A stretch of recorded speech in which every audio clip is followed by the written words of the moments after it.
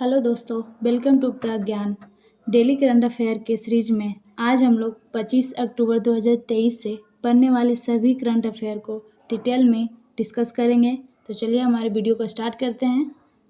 आज का हमारा पहला सवाल है, कौन सा विश्वविद्यालय अंतर्राष्ट्रीय संगीत और नृत्य महोत्सव की मेजबानी करेगा? तो हमारे ऑप्शंस है, ऑप्शन ए इलाहाबाद विश्वविद्यालय, ऑप्शन बी चंडीगढ़ विश्वविद्यालय, ऑप्शन सी मुंबई विश्वविद्यालय या फिर ऑप्शन डी ऑप्शन 1 और 2 दोनों। तो हमारा सही जवाब होगा ऑप्शन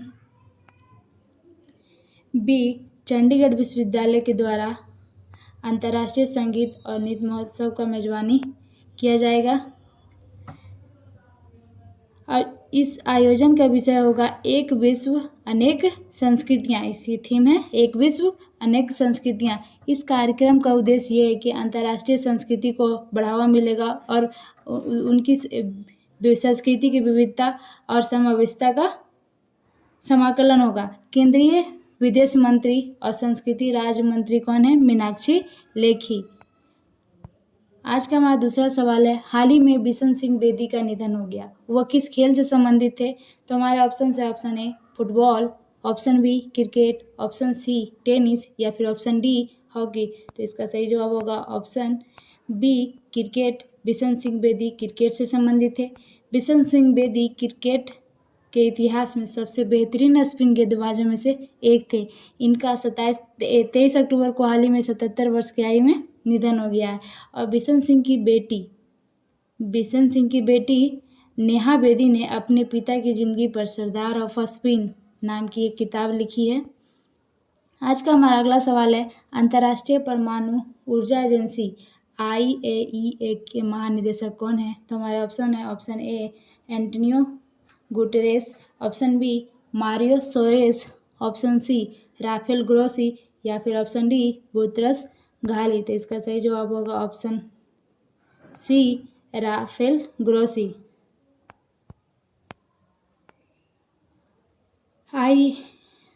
अंतर्राष्ट्रीय परमाणु ऊर्जा एजेंसी के महानिदेशक राफेल ग्रोसी हैं। ये अर्जेंटीना के हैं और हाल ही में ये भारत के दौरे पे आए हुए थे। और IAEA परमाणु क्षेत्र में सहयोग के लिए विश्व केंद्र है जो परमाणु प्रौद्योगिकी के सुरक्षित, संरक्षित और शांतिपूर्ण उपयोग को बढ़ावा देता है। यह ऊर्जा उत्पादन, स्वास्थ्य, खाद्य और कृषि और पर्यावरण संरक्षण सहित कई देशों में काम करता है। ग्रोसी जो है एक राजनयिक हैं और परमाणु इंजीनियर भी हैं। वह यह पद संभालने वाले अर्जेंटीना के पहले व्यक्ति हैं। और IAEA की स्थापना 1957 में की गई थी और भारत IAEA के संस्थापक सदस्य है। और IAEA के फुल फॉर्म होता है इंटरनेशनल एटॉमिक एनर्जी एजेंसी। इसकी स्थापना हुई 29 जुलाई 1957 को। इसका हेडक्वार्टर कहाँ है? वियना ऑस्ट्रिया में हो गया। और हाल ही में प्रोजेक्ट उद्भव किसके द्वारा लॉन्च किया गया है? तो ऑप्शन ए है Rajnath Singh, option b Amit Shah, option c Narendra Modi के द्वारा या फिर ऑप्शन डी द्रौपदी मुर्मू के द्वारा। तो इसका हमारा सही जवाब होगा ऑप्शन ए राजनाथ सिंह के द्वारा हाल ही में प्रोजेक्ट उद्भव लॉन्च किया गया। राजनाथ सिंह ने परियोजना रक्षा मंत्री राजनाथ सिंह ने सेना की परियोजना उद्भव का शुभारंभ किया, जिसका उद्देश्य है कि प्राचीन ज्ञान को आधुनिक सैन्य शिक्षा शास्त्र के साथ एकीकृत किया जाए, यानी उनमें शामिल किया जाए। और प्रोजेक्ट उद्भव भारतीय सेना और United service institution of India का संयुक्त सहयोग से बना हुआ है। और परियोजना का उद्देश्य है कि देश के प्राचीन रणनीतिक कौशल की खोज और समकालीन सैन्य क्षेत्र में एकीकरण के माध्यम से स्वदेशी प्रदर्शन को बढ़ावा दिया जा सके। आज का हमारा पांचवा सवाल है, दिल्ली में कौन सा विभाग अनुभव पुरस्कार 2023 आयोजित करेगा? तो हमारे ऑप्शन है, ऑप्शन ए परमाणु ऊर्जा विभाग, ऑप्शन बी वाणिज्य एवं उद्योग विभाग मंत्रालय, ऑप्शन सी पेंशन एवं पेंशनभोगी कल्याण विभाग या फिर ऑप्शन डी उद्योग और आंतरिक व्यापार संवर्धन विभाग। इसका सही जवाब होगा ऑप्शन सी पेंशन एवं पेंशनभोगी कल्याण विभाग। पेंशन एवं पेंशनभोगी कल्याण विभाग द्वारा अनुभव पुरस्कार 2023 का आयोजन किया जाएगा। और केंद्रीय कार्मिक, लोक शिकायत और पेंशन मंत्री कौन है? डॉक्टर जितेंद्र सिंह हैं और उनके द्वारा ही यह पुरस्कार प्रदान किया जाएगा। यह पुरस्कार जो है सरकारी विभाग में कार्य करने के उनके अपने अनुभव पोर्टल पर साझा करने और शासन सुधार के लिए सुझाव देने के लिए दिया जाता है। अनुभव पोर्टल जो है वो पेंशन एवं पेंशन कल्याण विभाग के द्वारा प्रधानमंत्री के आदेश पर मार्च 2015 में इस पोर्टल को लॉन्च किया गया था। आज का हमारा छठा सवाल है, प्रणव सुरमा ने एशियाई पैरा गेम्स 2022 के किस खेल में स्वर्ण पदक जीता है? तो हमारा ऑप्शन है ऑप्शन ए शूटिंग में, ऑप्शन बी जेवलिन थ्रो में, ऑप्शन सी शॉटपुट में या फिर ऑप्शन डी क्लब थ्रो में। तो इसका सही जवाब होगा ऑप्शन डी क्लब थ्रो में। प्रणव सुरमा ने पुरुष क्लब थ्रो F51 फाइनल में एशियाई पैरा गेम्स का रिकॉर्ड तोड़कर स्वर्ण पदक जीता है। आज का हमारा अगला सवाल है, शैलेश कुमार ने एशियाई पैरा गेम्स 2022 में स्वर्ण पदक जीता है, वो किस खेल से संबंधित हैं? तो ऑप्शन है हमारे ऑप्शन ए शूटिंग में, ऑप्शन बी जेवलिन थ्रो में, ऑप्शन डी हाई जंप में या फिर ऑप्शन डी डिस्कस थ्रो में। तो इसका हमारा सही जवाब होगा ऑप्शन सी हाई जंप। एशियाई पैरा गेम्स 2022 में पुरुष की ऊंची जंप यानी हाई जंप में शैलेश कुमार ने स्वर्ण पदक जीता है। एथलेटिक्स में भारत का दबदबा शैलेश कुमार और मरियप्पम थंगावेलु ने प्रदर्शित किया, जिन्होंने पुरुष की हाई जंप में T63 स्पर्धा में क्रमशः स्वर्ण पदक और रजत पदक जीता है। मतलब शैलेश कुमार ने स्वर्ण पदक और मरियप्पम थंगावेलु ने रजत पदक जीता है। हमारा आज का 8वां सवाल है, प्राची यादव को एशियाई पैरा गेम्स 2022 में रजत पदक जीती, यह किस खेल से संबंधित है? तो हमारे ऑप्शन है ऑप्शन ए पैरा कैनोइंग में, या फिर ऑप्शन डी हाई जंप, या फिर ऑप्शन सी शूटिंग से, या फिर ऑप्शन डी जेवलिन थ्रो से।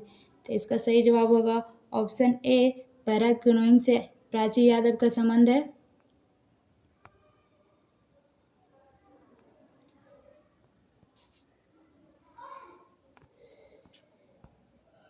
प्राची यादव ने एशियाई पैरा खेलों में महिला कैनोइंग BL2 में रजत पदक जीता है और एशियाई पैरा गेम्स 2022 में यह भारत का पहला पदक है। मतलब प्राची यादव ने भारत की तरफ से पहला पदक जीता है।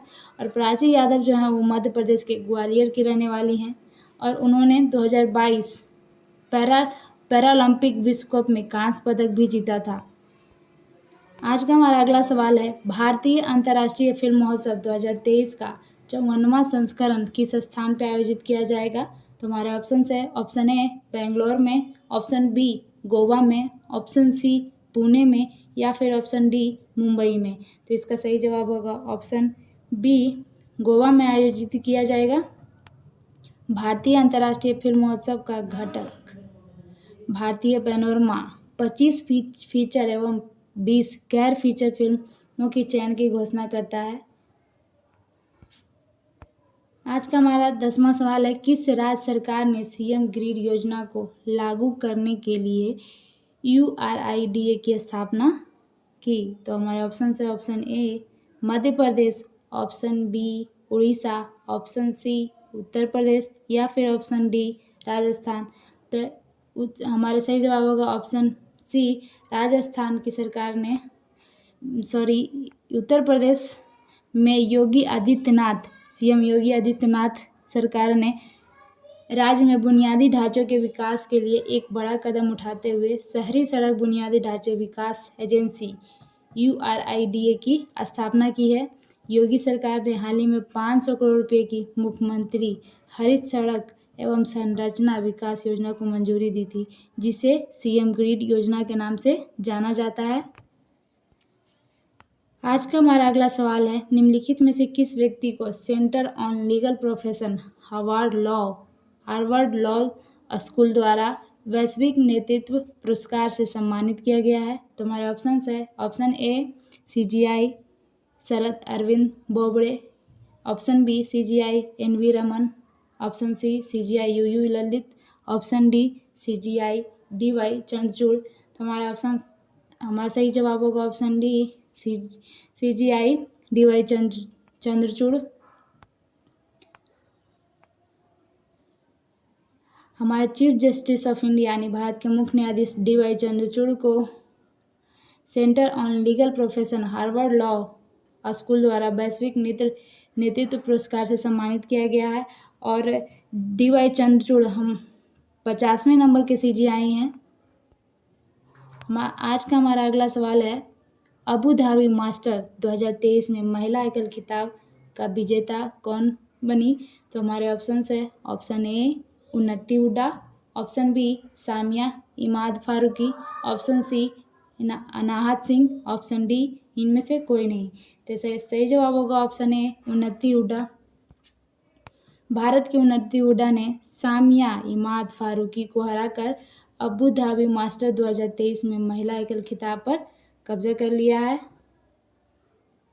आज का हमारा अगला सवाल है, भारत मलेशिया संयुक्त अभ्यास हरिमाऊ शक्ति 2023 का आयोजन कहाँ किया जा रहा है, मतलब कहाँ शुरू हुआ है? तो हमारे ऑप्शन से ऑप्शन ए मेघालय में, ऑप्शन बी असम में, ऑप्शन सी हरियाणा में या फिर ऑप्शन डी कोलकाता में। तो इसका सही जवाब होगा ऑप्शन ए मेघालय में। भारत और मलेशियाई सेना के बीच में संयुक्त द्विपक्षीय प्रशिक्षण अभ्यास हरिमाऊ शक्ति 2023 का भारत के उमरोई छावनी जो कि असम में है शुरू हुआ है। मलेशिया सेना की टुकड़ी में 5वीं रॉयल बटालियन की सैनिक शामिल है, यानी मलेशिया की ओर से 5वीं रॉयल बटालियन की सैनिक शामिल है। और भारतीय दल का प्रतिनिधित्व राजपूत रेजिमेंट द्वारा किया जा रहा है। आज का हमारा अगला सवाल है, UNWTO के द्वारा जारी सर्वश्रेष्ठ पर्यटन गांव की लिस्ट में भारत के किस गांव को शामिल किया गया है? तो हमारे ऑप्शन है, option a Majuli, option b Motihari, option d Marla या फिर ऑप्शन डी इनमें से कोई नहीं।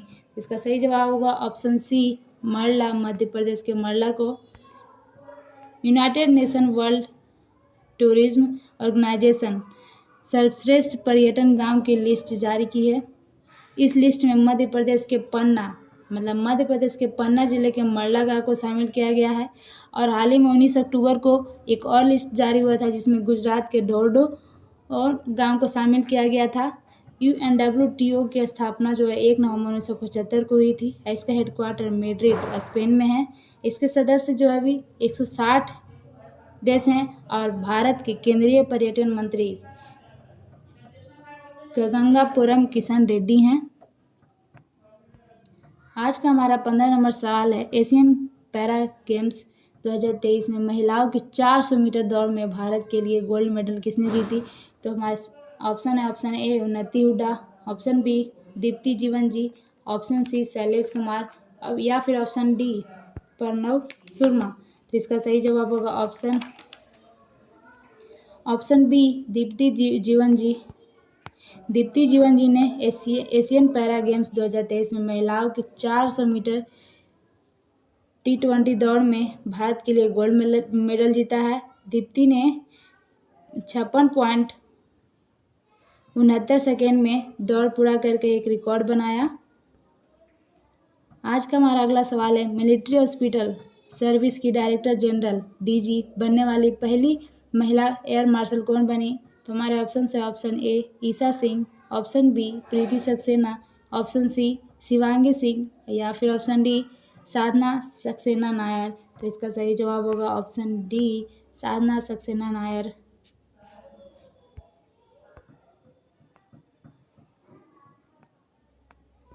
आज का हमारा अंतिम सवाल है, देश का पहला nano liquid DAP DAP fertiliser plant का उद्घाटन कहाँ किया गया? तो हमारा ऑप्शन से option a Ahmedabad, option b Varanasi, option c Gandhinagar या फिर ऑप्शन डी लखनऊ। तो इसका सही जवाब होगा ऑप्शन सी गुजरात के गांधीनगर में नैनो लिक्विड फर्टिलाइजर प्लांट का उद्घाटन किया गया है। गृह मंत्री अमित शाह ने गुजरात के गांधीनगर के कलोल में भारत के पहले नैनो लिक्विड डैप मतलब कि di ammonia phosphate fertiliser plant का उद्घाटन किया है। इस प्लांट को Indian Farmers Fertiliser Cooperative Limited IFFCO ने स्थापित किया है। और इस डैप में 8% नाइट्रोजन और 16% क्या है, फास्फोरस है। और इफ़को का फुल फॉर्म क्या होता है, इंडियन फार्मर्स फर्टिलाइज़र कोऑपरेटिव।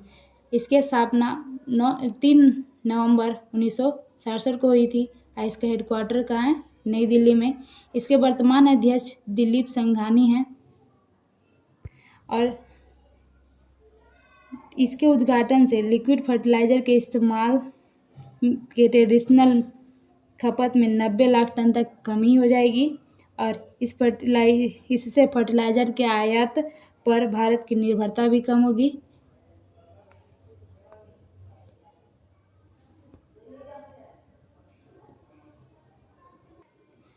तो आज के लिए बस इतना ही करंट अफेयर होगा। अगर ये वीडियो आपको ज़रा सा भी हेल्पफुल लगा हो, पसंद आया हो, तो हमारे वीडियो को लाइक, शेयर और सब्सक्राइब ज़रूर करें। Thank you. जय हिंद।